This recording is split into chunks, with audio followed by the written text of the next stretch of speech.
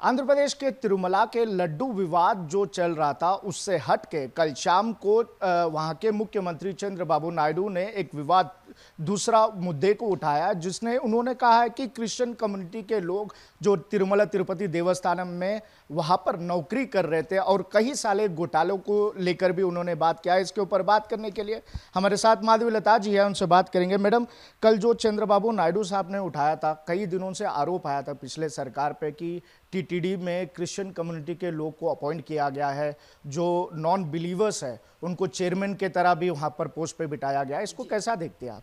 सबसे पहली बात हम सबको ये जानना पड़ेगा कि एंडोमेंट्स के तहत अगर कोई दूसरे मजहब के लोगों को अगर हम किसी भी प्रकार से उनको हिंदुत्व के आधार पर है सो मंदिरों में या धर्म प्रशासन के संस्थाओं में अगर उनका अगर कार्यचरण के लिए कोई काम दिया जाता है तो पहले उनको एक खत लिखना पड़ता है, यानी कि एक स्टेटमेंट अंडरगो करना पड़ता है, साइन करना पड़ता है, ये कह के कि हम हिंदू के भावनाओं को मानते हैं, हम हिंदू के भावनाओं से सहमत हैं, हम ऐसे किसी भी प्रकार के काम नहीं करेंगे, उल्लंघना नहीं करेंगे जिसके वजह से हिंदू के सोच विचार आस्था को ठेस पहुंचाएगा। लेकिन अगर आप देखा जाए तो इनके खुद के चाचा जी यानी कि माँ की छोटी बहन के पति जो हैं वो भी उनको जब तिरुमला तिरुपति देवस्थान में चेयरमैन के स्थिति पे रखा गया है, हम सब जानते हैं जगन के दादा परदादा के जब से ये लोग ईसाई का मजहब लिए गए थे, तो ये जो प्रकार का बर्ताव उनके अंदर है कि सही अपने ही परिवार के लोगों को बिना कोई अंडरटेकिंग लिए बिना, कौन सा अंडरटेकिंग, एंडोमेंट्स के दरमियान जो रूल है हम वो नहीं कह रहे, जो नहीं है, जो है हम वही कह रहे, उसके तहत उन्होंने किसी भी प्रकार का अंडरटेकिंग इन सारे क्रिश्चियन यानी ईसाई मजहब के लोगों को वहाँ पे डालते हुए काम पर इन्होंने किसी से भी सिग्नेचर्स नहीं लिया है। इससे भी बड़ी, इतनी बड़ी गलती, एक प्रकार से आप कह सकते हैं पाप उन्होंने किया है कि दुर्वशात वहाँ के ईवो ने अपने परिवार का एक अपना बहुत प्यारा सदस्य जब उन्होंने खोया है। हमारे यहाँ हिंदू धर्म में हम 1 साल तक किसी के मंदिर के अंदर पैर तक नहीं रखते हैं, लेकिन 12वें दिन से ही उस ईवो को मंदिर के अंदर जाने का, प्रवेश करने का, मंदिर के हर कार्यचरण में अपना भागस्वामी बनने का, ईवो के जैसा आगे बढ़ने का उनको पूर्व हक दिया गया है संपूर्ण तरह से। अब आप बताइए, और एक बात, जो लोग जेरूसलम जाना था उनके लिए फंड्स दिया गया था, पैसे दिए गए थे, लेकिन 2019 जब जगन जी ने मुख्यमंत्री का पद लिए थे तब तिरुमला से नीचे से, तिरुपति से ऊपर तिरुमला जाने का बस का टिकट का दाम तक उन्होंने बढ़ा दिया है। उनके पिताजी जिनका कहना था 7 पहाड़ क्यों चाहिए, 7 पहाड़ क्यों चाहिए वेंकटेश्वर स्वामी को, तिरुमला के बालाजी को, चलिए 5 देकर 2 ले लेते हैं। इस प्रकार का विचार पिता से लेकर बेटे तक बार बार ऐसी अपमान करने के अलावा उनके पास कोई दूसरी प्रकार का बर्ताव नहीं था। मैडम, अभी बात कर रहे हैं आप पुरानी चीज़ों को लेके फिर से डिग किया जा रहा है, तो ये तो पुराने हो गए, उस टाइम पे मुद्दा है। जैसा आपने बताया कि 7 जो पहाड़ों को 5 पहाड़ की बात कर रहे थे, बड़े पैमाने पे आंदोलन हुआ था। उसके बाद जो वहाँ पर कन्वर्जन्स भी, ऊपर मंदिर के ऊपर भी कन्वर्जन चल रहे थे। मंदिर जो है, जो चित्तूर में है, वेणुगोपाल स्वामी मंदिर है, जिसका हर प्रकार का प्रशासन और उसके हर प्रकार के कार्यक्रम के अधिकारी टीटीडी ही है, यानी तिरुमला तिरुपति देवस्थानम ही है। उनके निगरानी में ही इस चित्तौर में है सो वेणुगोपाल मंदिर के वाटर टैंक के अंदर लूथरन चर्च वाले बैप्टिज्म कर कर लोगों को हिंदू से ईसाई, इस क्रिश्चियनिटी में बदल रहे थे। अगर आप एक एक मुद्दा लेंगे तो आपका सवाल जायज़ है कि आप मुझसे पूछ रहे कि पुरानी बातों को क्यों आप खरोच कर सियासत नहीं दिख रहा है आपको? पूरा सियासत बदल गया, माहौल देश भर में आज लड्डू को जाके आज फिर क्रिश्चियनिटी और हिंदू कन्वर्जन्स पे आ गया है। क्यों नहीं लगता आपको ये कहीं ना कहीं दोनों मिले हुए हैं? अगर जगन जी एक मुख्यमंत्री की तरह बर्ताव करते हैं, क्योंकि आप एक आम इंसान के जैसा, आप एक हिंदू की तरह आप अपना कार्यचरण रख सकते हो, आप एक मुसलमान की तरह कार्यचरण रख सकते हो, आप एक ईसाई की तरह कार्यचरण रख सकते हो, लेकिन आप जब प्रजाप्रतिनिधि बनते हो, आपको किसी प्रकार का हक नहीं है कि आप एक धर्म के प्रति ही आपका विश्वास और अपना निष्ठा दिखाकर दूसरे धर्म के प्रति आप इस प्रकार का अन्याय और पापी का काम करो।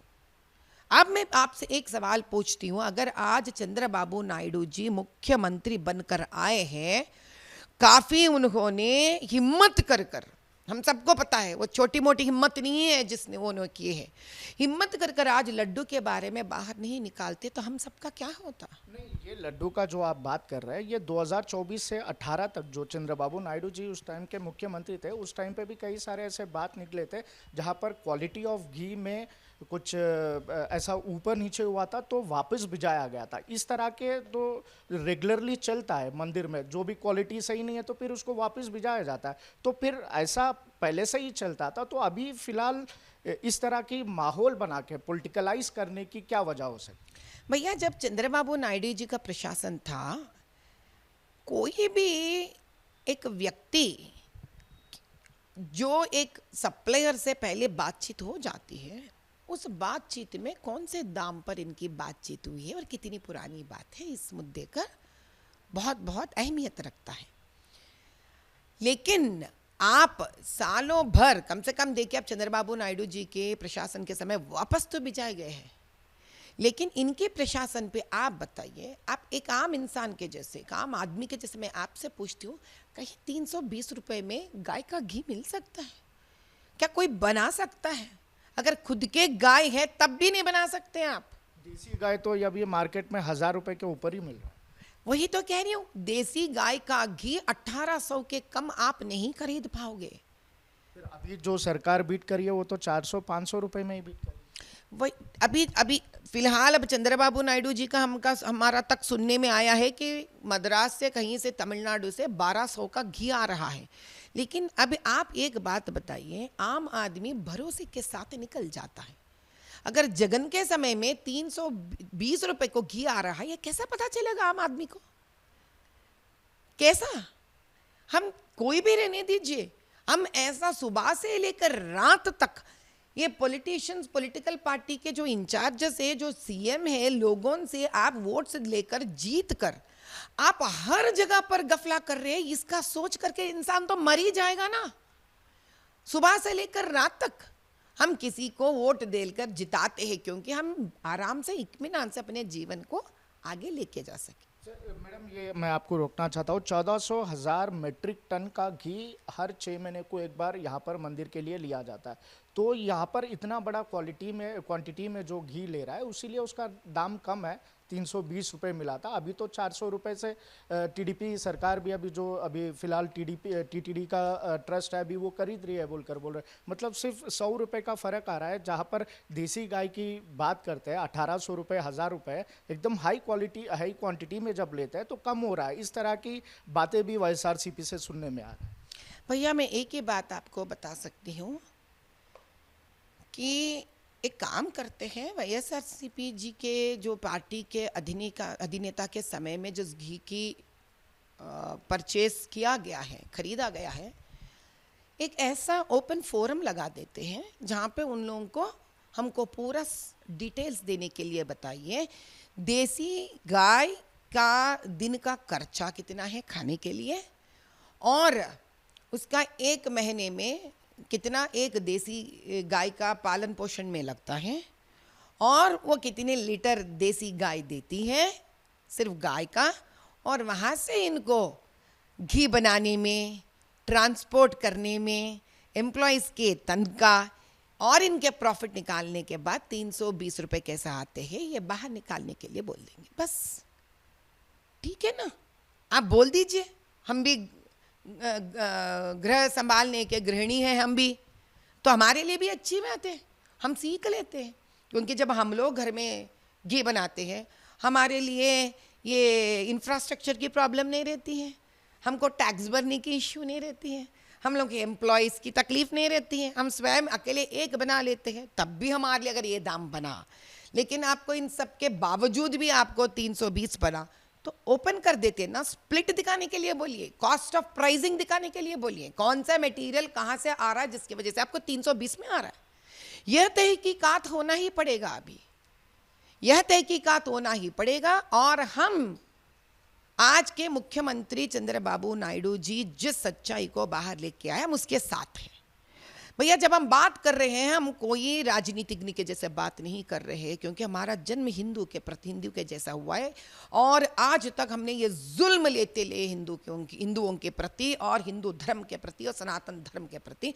अब ये नहीं चलेगा, क्योंकि यहाँ से लेकर इसके पहले तक, जब तक वाईएसआरसीपी था और जब इनके पिताजी भी थे, इतने जुल्म हुए हैं हिंदुओं के ऊपर इवेंजलिज्म पे, लोगों को बदलने में। कहीं ना कहीं ये और तिरुमल तिरुपति देवस्थानम और बाकी के मंदिरों पर भी इसका असर पड़ने का कनेक्शन है।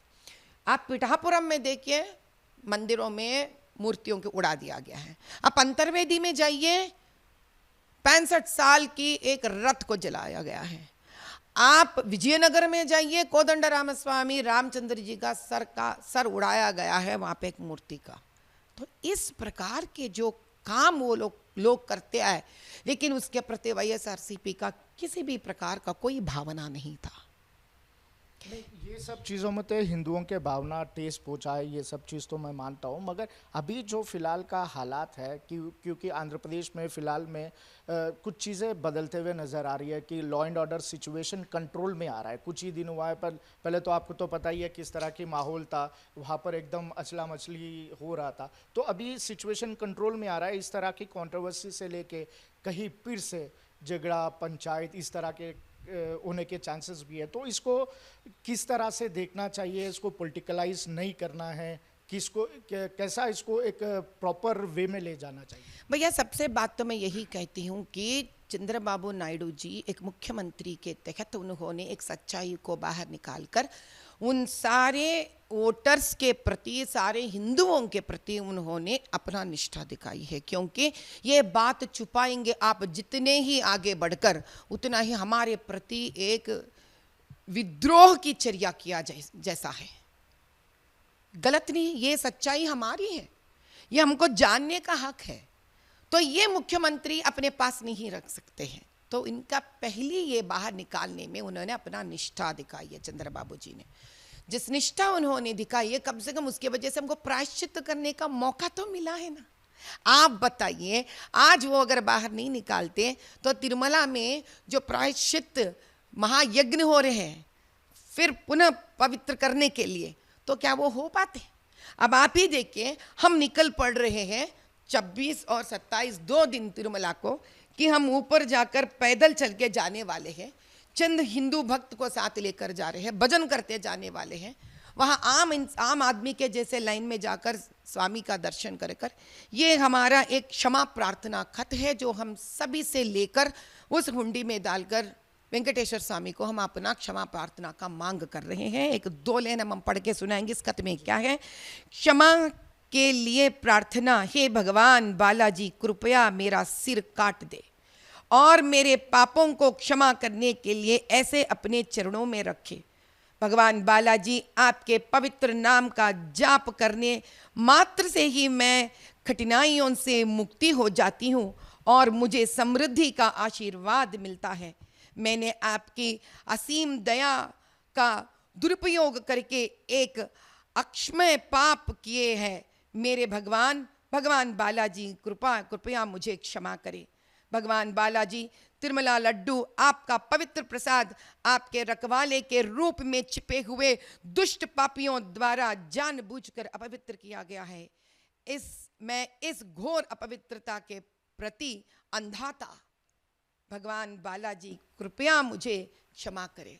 और हम इस खत से भगवान बालाजी से प्रार्थना कर रहे हैं, हे भगवान, जब भी इस माँ धरती पर किसी भी प्रकार का ऐसे पाप कार्य हुआ है, आपने उनका भोज कम करने के लिए अलग अलग दशावतार का रूप लिया है। अच्छा, ये बढ़िया बात है, पाप तो कोई और किए है, क्षमा आप मांग रहे हैं।